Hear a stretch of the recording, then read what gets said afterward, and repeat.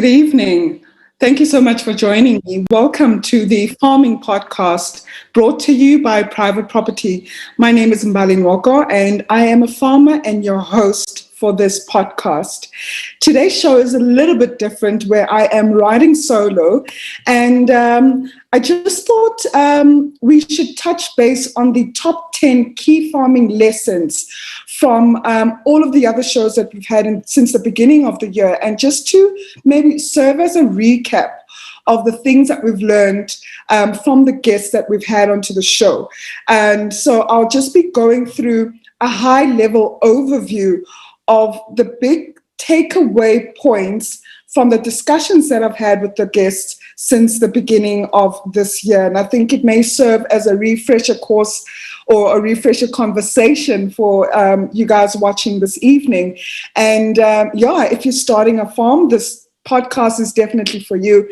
If you're a farmer and are looking to scale, this podcast is definitely for you. And if you have interest in agriculture, I believe that this podcast is definitely for you, whether you're looking to buy and sell products, whether you're looking to connect with entrepreneurs or the guests that we've had onto the show, anything and everything to do with farming, this podcast is definitely for you. But before I begin, I just want to encourage you to please continue to take part in our Sherlock Holmes competition. This is where you get to exercise your skills and where you have to figure out a riddle, and all the information is on our website. And so, this is just not for free. There are prizes that a winner would be able to walk away, to walk home with.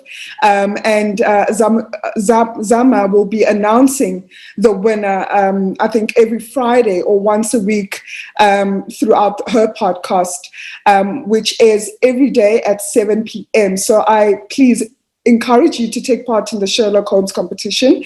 And like I said, all the details are on the website. And if you have any questions, just do let us know.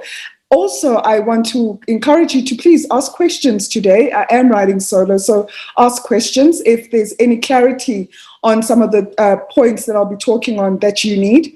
And like, share, comment, and please keep supporting the show. So, like on today's theme, I mentioned that we're going to be talking about the top 10 key farming lessons. And I'm just going to go through them one by one as we've had guests onto the show. And for the first one, I'll start off with Bongani Masuku, who is the director and employment law expert at Cliff Decker Hoffman. We had him just about this week and last week.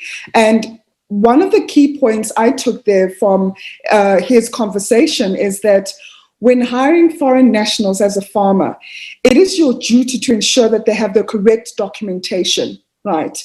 And I know, in farming, hiring foreign nationals is quite a big thing, and majority of farms have quite a diverse staff complement or workforce, and part of that workforce consists of foreign nationals. So the take home there in the conversation that I had with Wongani, especially on the foreign nationals, is that as a farmer, you need to firstly ensure that when you hire these individuals, you have the right documentation, and it is your duty as a farmer or as an employer to ensure that the documentation is legit before you issue a contract to the individual.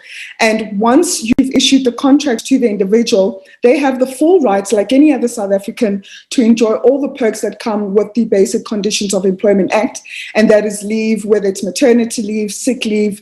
They have right to being paid overtime, etc. So I think the biggest learning there is that as a farmer, you need to ensure that you go out and check the validity of the documentation presented by the employee, so that you're safeguarding yourself and your business, and they too are not breaking any laws when it comes to working on your farm. The second one I want to bring into this conversation this evening is a conversation I had with Zamo Guhle, and he was the CEO and founder of AgriCool Finance, and they've got a fantastic model where they assist small-scale farmers or emerging farmers, for the lack of a better word, in finding markets. And so what they'll do is go to the farmers and procure their crops and sell it off to their clientele. And that could be large wholesalers, retailers, imports and export companies. And the key takeaway point from that conversation is the fact that as farmers, you definitely need to start small. Pick and choose your right market that could serve you and your farm based on the quantity and the volumes of production that you are currently cultivating. And so also, as a farmer, you can focus on your crops and not necessarily have to rely on having to sell your product. You can partner with companies like AgriCool Finance, who are more knowledgeable in how to sell crops and understand what the client wants. And so if you're a farmer and selling, or your sales skills are not really up to par, you can partner with companies like AgriCool Finance to assist you in selling your crops. And obviously, at the end of the day, you want your farm to be liquid. And so partnering with individuals like AgriCool Finance, they could ensure that your product has a market at the end of the day and that your business remains afloat. So just to sum up on that point is that if you're a farmer and you understand that your skills or your strengths are best served on the farm and not necessarily having to do with sales and marketing, companies like AgriCool Finance can assist you with your marketing your products to an array of clients. And I think that's just basically an advantage for any farmer, because then you just don't have to worry about where my product is going, how long will I get paid, et cetera, et cetera. And so I think dealing with individuals like AgriCool Finance or companies like AgriCool Finance is a good way to start, especially if you do not have market once you start producing or farming. The next one I want to talk about is a conversation that I had with Mpumezo Ndima, and he's a farm manager. I think he's based in KZN region, if I'm not mistaken. And he graduated from an agricultural college and then found himself employment at a farm. And what he currently does is making sure that employees are on work on time.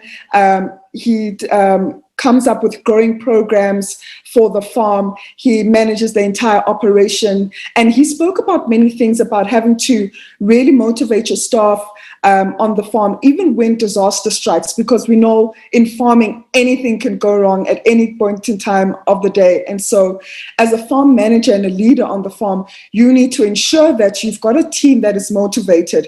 Even when you've just lost your crop, you've got a team that is really proud of what they're cultivating, so that the produce that you're selling at the end of the day really speaks for itself.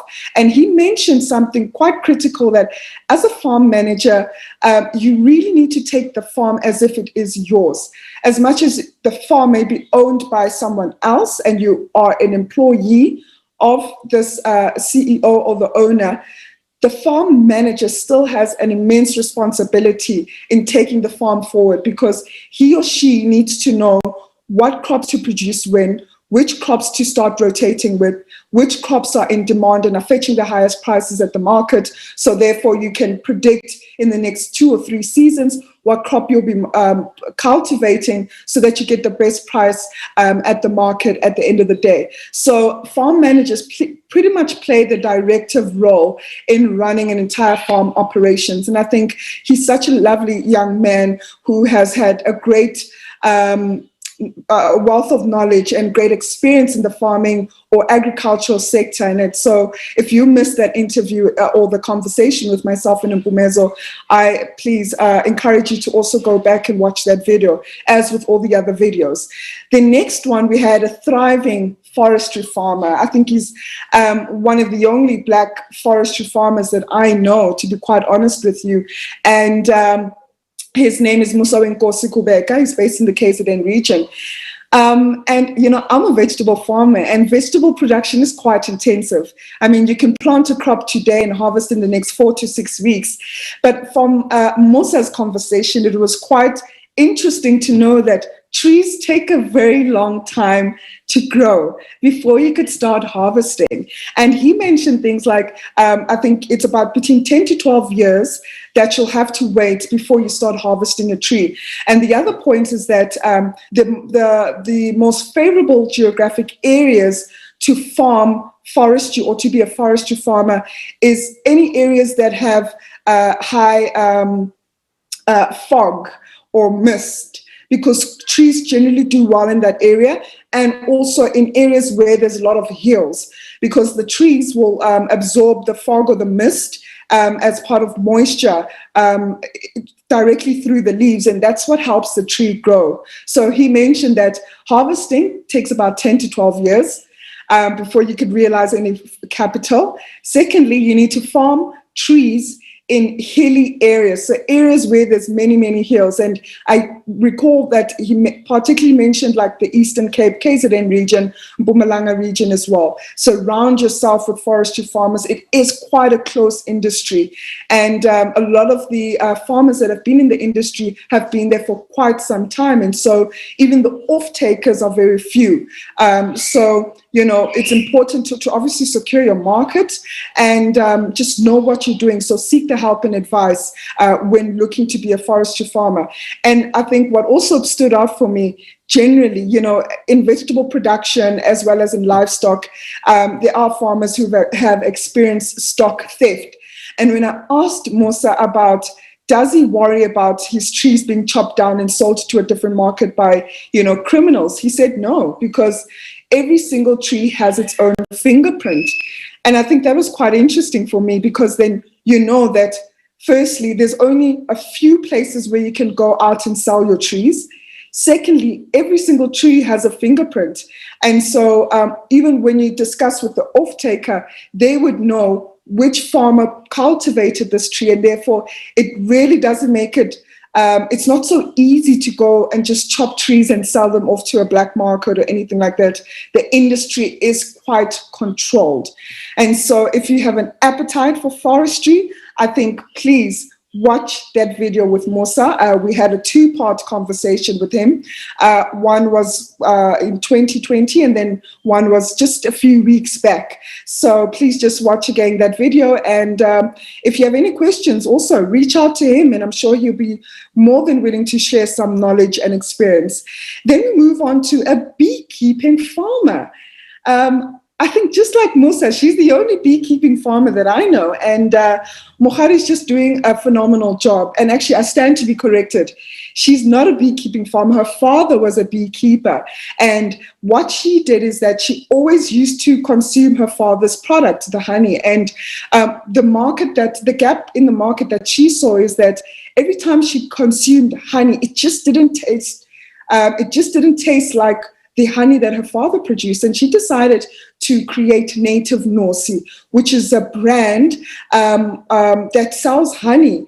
And her first her first supplier was her father, and now she's grown to work with other farmers where she can harvest the honey.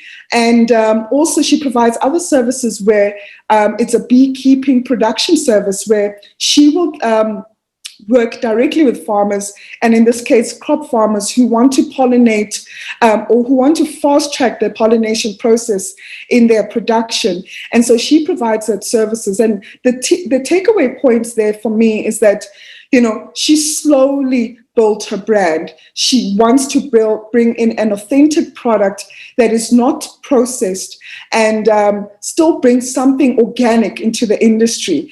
And that is her honey, Native Nosi. And then she's, based on market research, she's also packaged her honey in different packaging sizes, bottles, glass jars.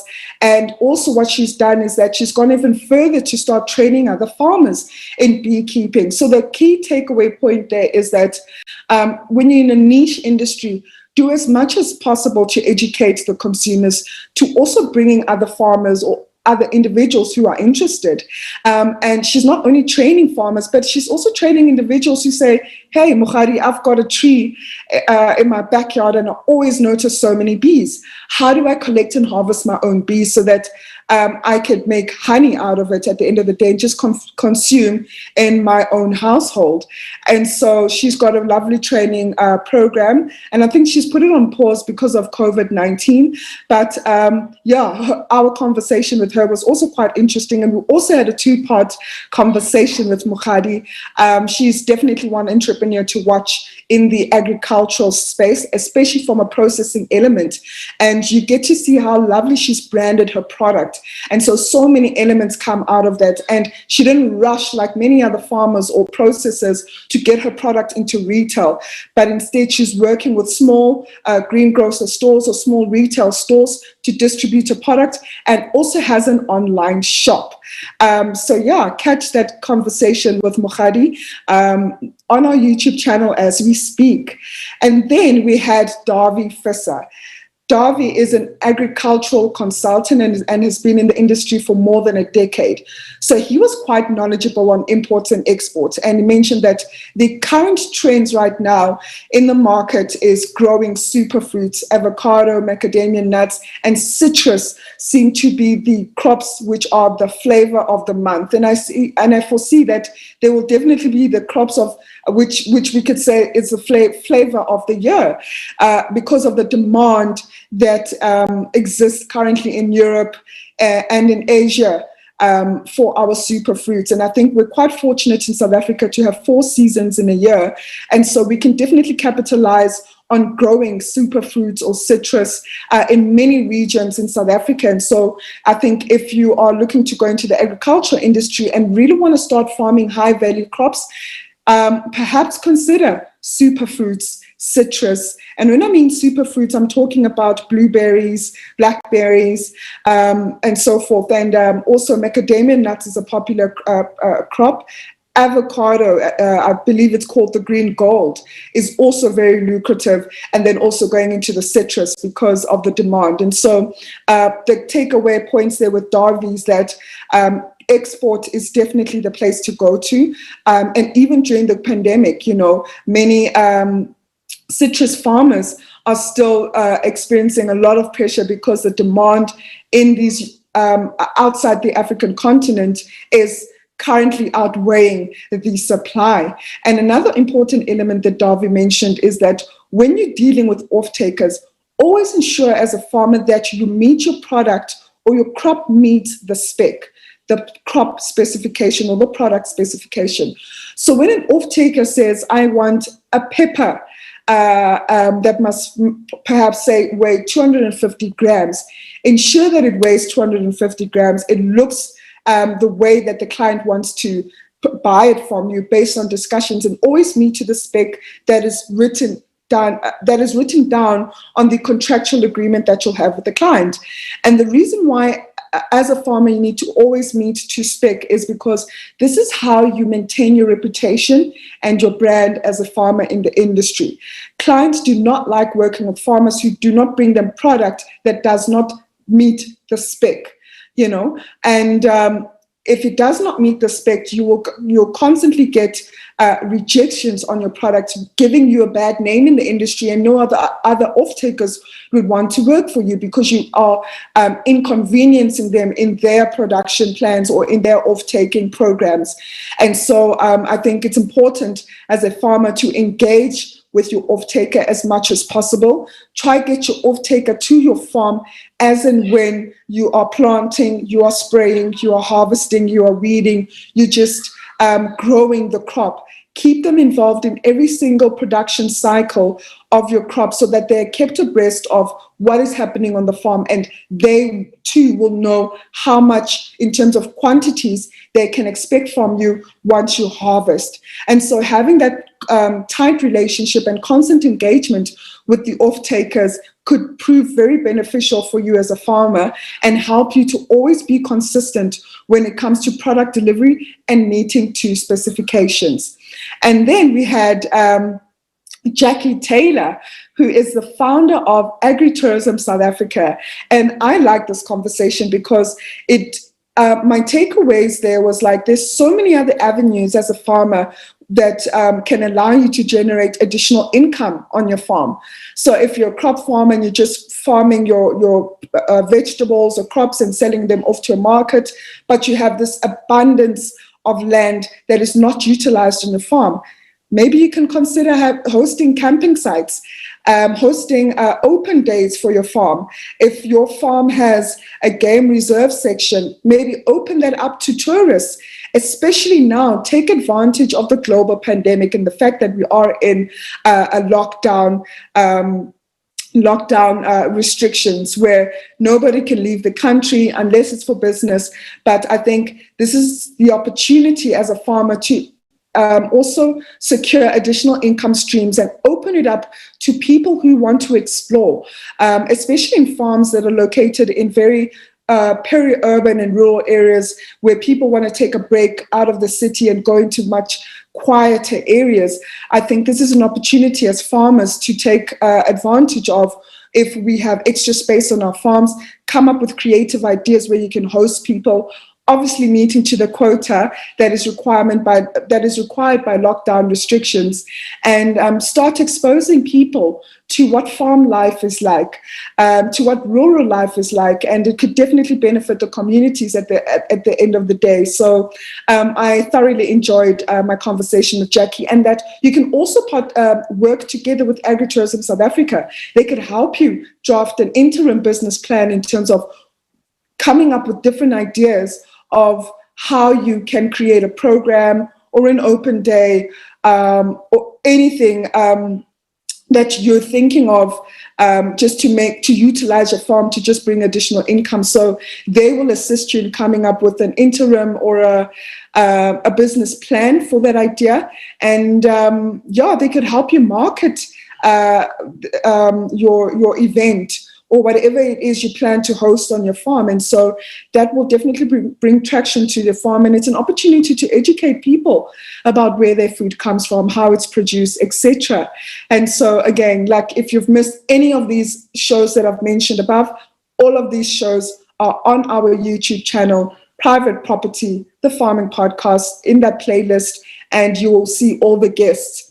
And then we've just touching base on the last three, our first guest for the year, I remember, was Zahir Dinda from Beyond Soil. And they provide consulting services to farmers and organizations alike, just to help them understand what farming is about, what agriculture is about, and come up with programs to help and assist farmers to basically scale, and to help corporates to spend their money in the right areas and to the right individuals when they're looking at supporting farmers. And their target market particularly is Black farmers, because they feel like that segment of farmers is really not supportive enough.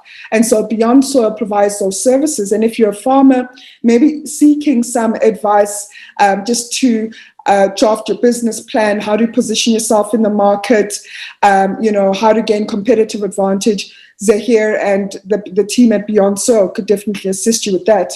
If you're a corporate trying to come up with ideas in terms of how to formulate ESD programs, they're the individuals that could assist you with that. And they've got a strong team that has a banking background and a banking and investment background.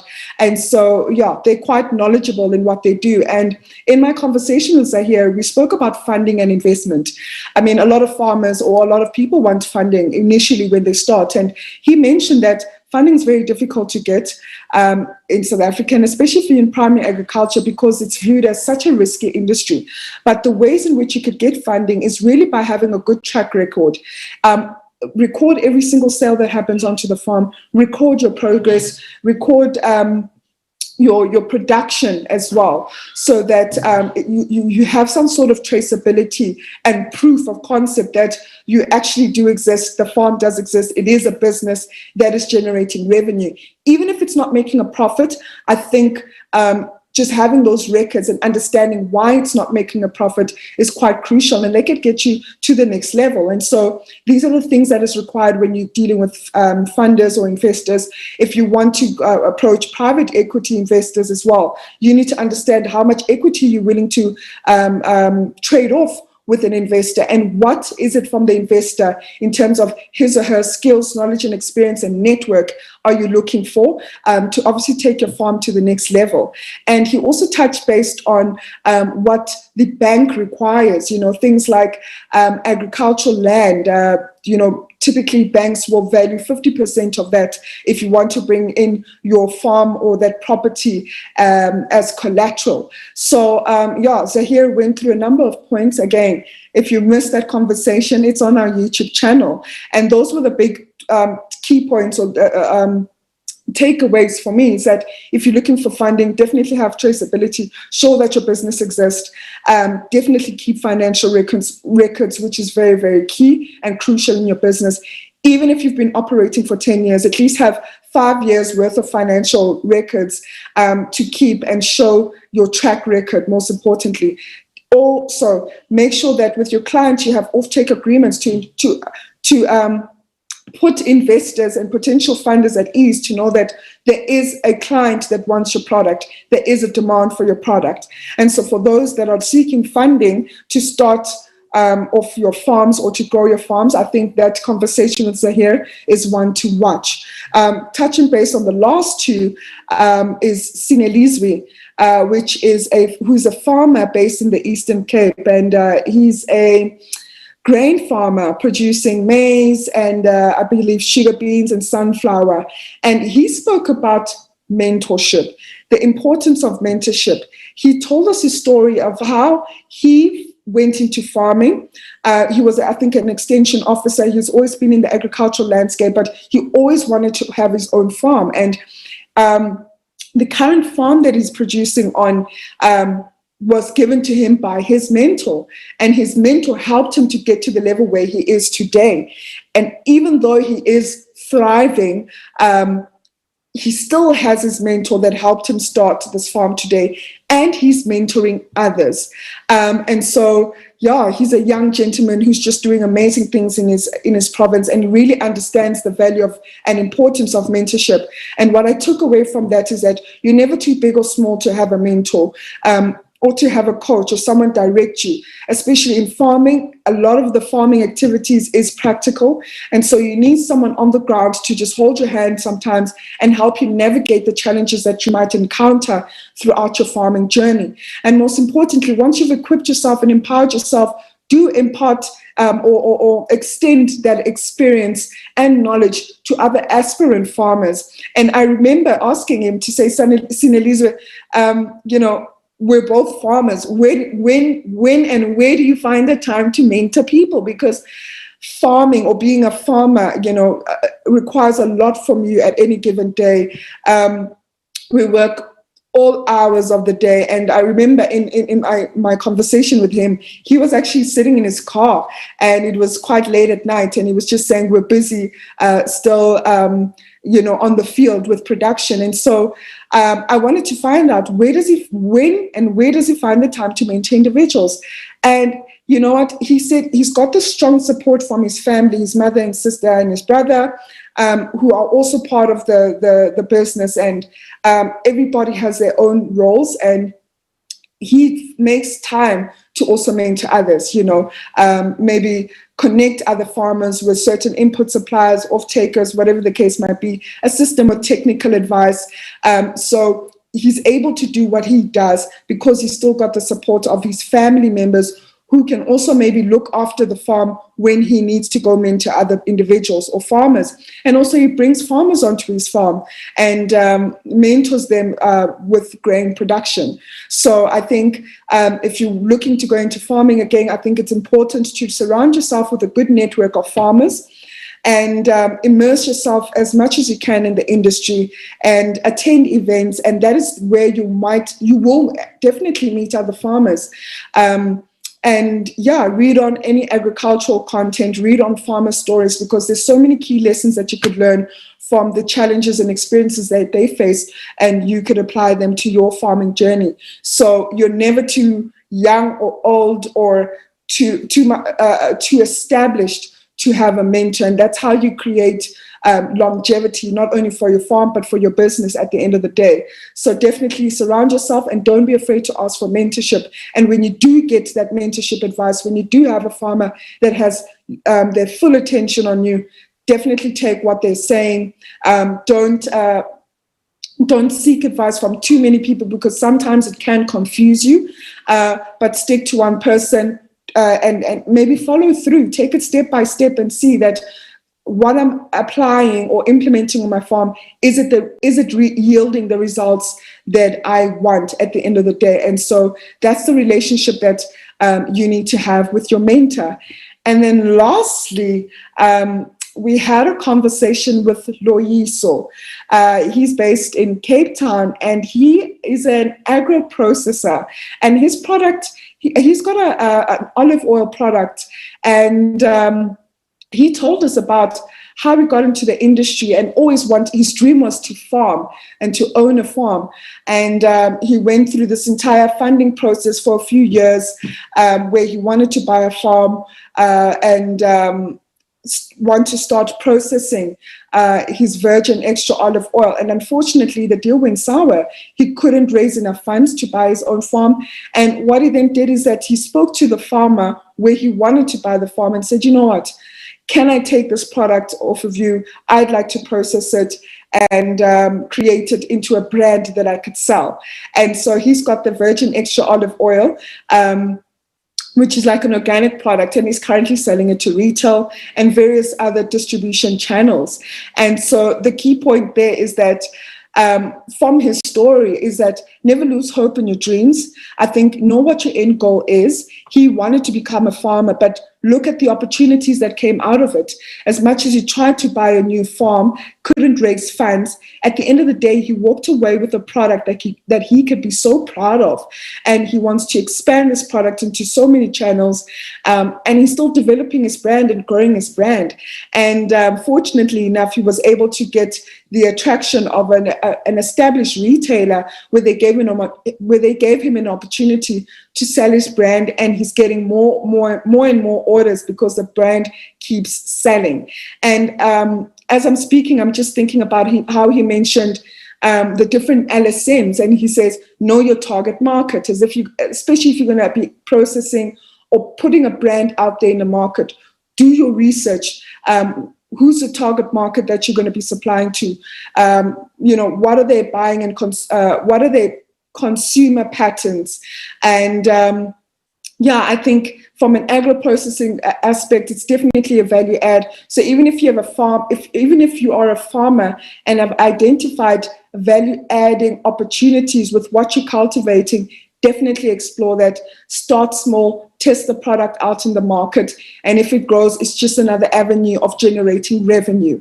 And so just to sum it once again on all the 10 key points we discussed is that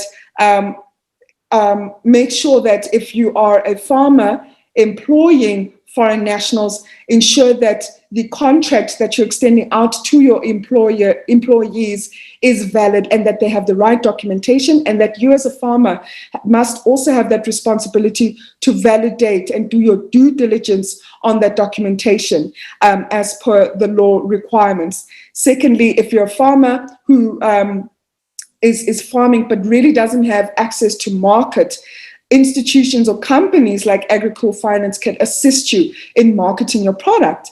Mpumezo spoke about farm management and the roles and responsibilities that is required from a farmer when running a farm, which has to do with employee management, crop production management, the fertilizer and spraying management, and also giving direction to the farm owner of where the farm would be going, and also keeping an eye on the different market prices to know what and when to farm and in which season. That will obviously generate the right yields and be just in season when the demand occurs. And then we spoke to Musa about forestry farming, the different geographic areas where trees generally do well and in which conditions they do well under. And he also alluded to the different markets and the role players or stakeholders that exist in the forestry space. We spoke to native Nosi Mohadi, who's the founder, and she spoke about beekeeping. Her story gives so much light in terms of how you can start a household brand name and also take control of your own distribution channels. And also in a story, you get to learn how to gradually grow from, even if you have one off-taker or supplier, and then you grow from others. And then she also alluded to the different revenue streams that you could make from building a business that is a household brand, just like Native Nosi. And then we spoke to Davi about import and export markets, the important steps that you as a farmer need to identify when you are selling your product, when you're speaking to off-takers, and always meeting to spec. And then we spoke about agritourism, the industry in agritourism, in terms of also generating multiple revenues on your farm, identifying opportunities where you could bring people onto your farm and educate them on how food is grown or how cattle is raised, livestock is raised, and also make a short lift or a mini getaway for people who want to just take a break from the business of city life and also just explore and experience rural or peri-urban life, and especially just taking advantage of this global pandemic to really advertise and market your farm and just provide a getaway for people who just need a break from staying indoors. And then we spoke to Zahir about funding and investment, the different key points that you need to take note of as a farmer or as an agripreneur when you're looking for funders or investment in your business. Sinelise, we spoke about mentorship, the importance of mentorship, why you need a mentor at any given stage in your business or agribusiness, and the value of having a mentor. And lastly, we spoke to Loisa about agro-processing, how to create a brand and how to distribute your product to various stores. So thank you so much for joining me this evening. I thoroughly appreciate your support in this farming podcast. And you can watch all the videos on our YouTube channel and under the farming podcast playlist. So catch me again next week, Tuesday. It will be great to see you, and I will have a guest. So if you have any questions on tonight's episode, please let us know, and have a good weekend. Good night.